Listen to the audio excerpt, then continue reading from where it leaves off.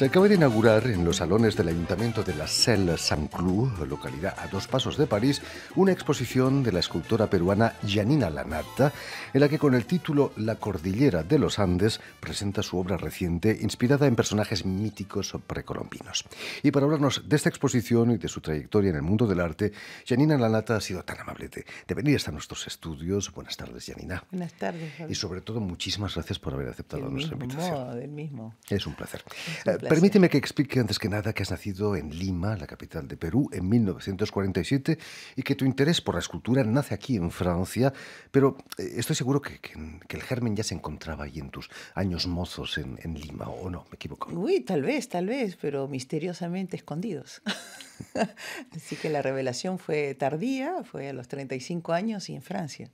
Allí en Lima trabajabas en el turismo, viajabas mucho, imagino.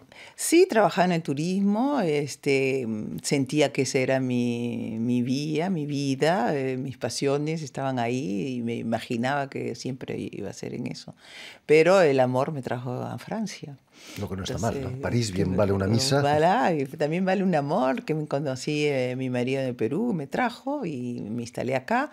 El turismo se acabó y poco a poco los años pasaron y 15 años después descubrí la escultura con un maravilloso profesor japonés que me inició y Cuéntanos, es ahí. Giannina, ¿qué es lo que te sorprendió más de la vida parisina cuando llegas aquí a París hace ya casi más de 40 años?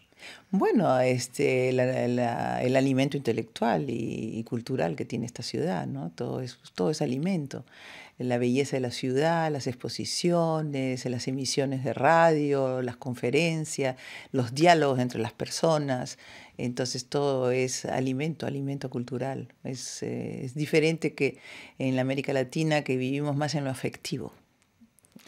¿Cuándo decides continuar tus estudios en la Escuela de Bellas Artes de la Celle-Saint-Cloud? Sí, es ahí ahí fue que me inicié, en el 83. ¿Por qué? ¿Qué es lo que te llevó a esos estudios? Bueno, me llevó a la curiosidad, ¿no? La curiosidad, habían clases de escultura y entonces dije, me voy a inscribir a ver cómo es. Comencé a trabajar la tierra, que no era mi elemento de ninguna manera, y después fui a trabajar la talla directa en el taller de escultura, y entonces este profesor japonés, Fumio Otani. Fumio Otani, fue mi revelación, porque me dijo que yo no sabía quién era, que yo no sabía absolutamente que yo era escultora, que él sí sabía porque lo había visto, no sé cómo, pero lo había visto, y que era el material que me correspondía. Y fue verdad, porque después nunca más dejé de tallar la piedra. ¿Qué se siente esas primeras veces que das forma a una piedra, a una roca? Bueno, la sorpresa es decir, pero ¿qué pasó acá? ¿Cómo fue? Porque lógicamente yo me estaba descubriendo a mí misma, no entraba con una seguridad diciendo quiero hacer esto y esto lo voy a hacer.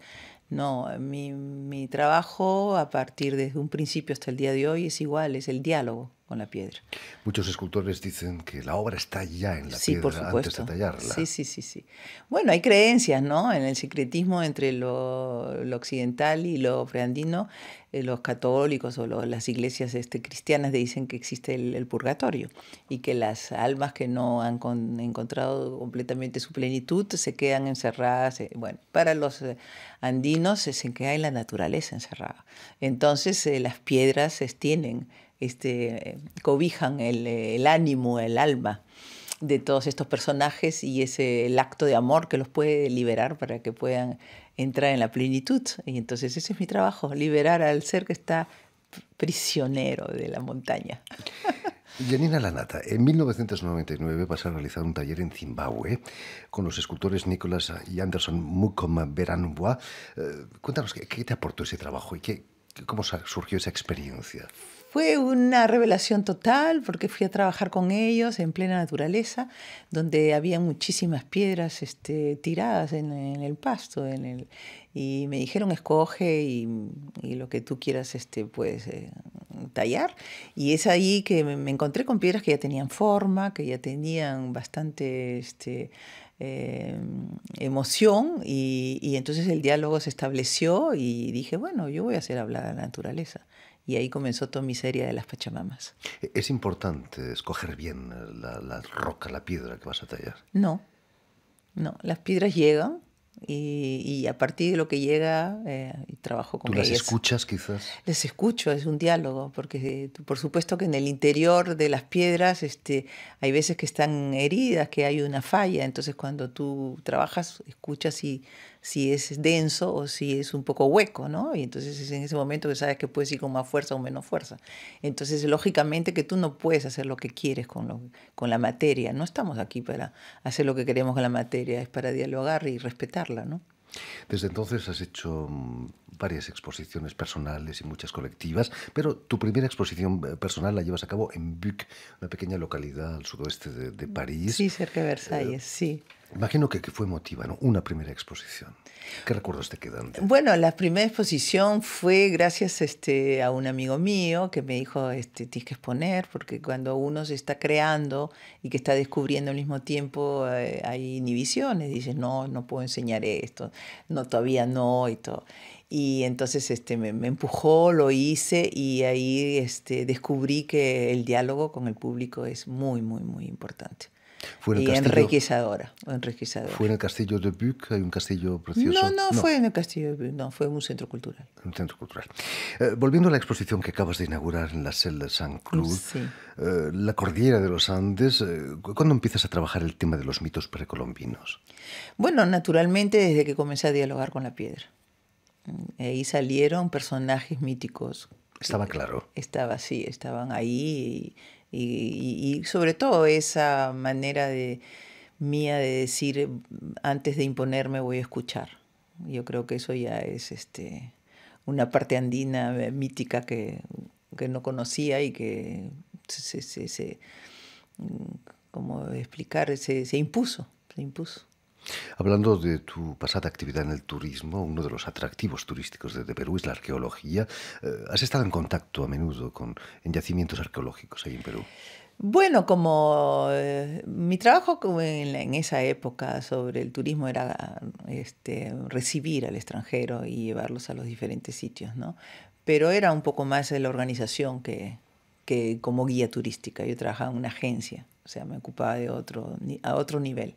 Pero lógicamente que sí, he visitado todo el Perú y todos los sitios arqueológicos que me hablan mucho, ¿no? ¿Qué se siente tocando esas esculturas que tienen a veces 2, 3, 4.000 años? Que se siente que, bueno, que sí existe la eternidad, somos eternos. Venimos de un lado, vamos a otro, pasamos por la tierra, pero sí hay una noción de eternidad. Sobre todo la escultura tiene una perennidad mucho Sí, mayor que la sí, pintura o que sí. otras artes. Sí.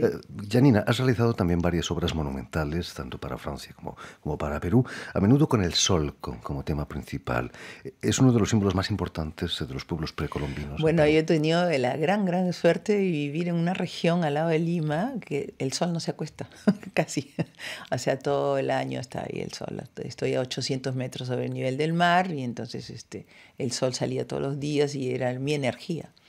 Cuando vine a Francia no lo veía el sol todos los días. Sobre todo aquí en la región parisina. Se ve, pero no todos los días. Entonces decidí crearlo y ponerlo en mi jardín.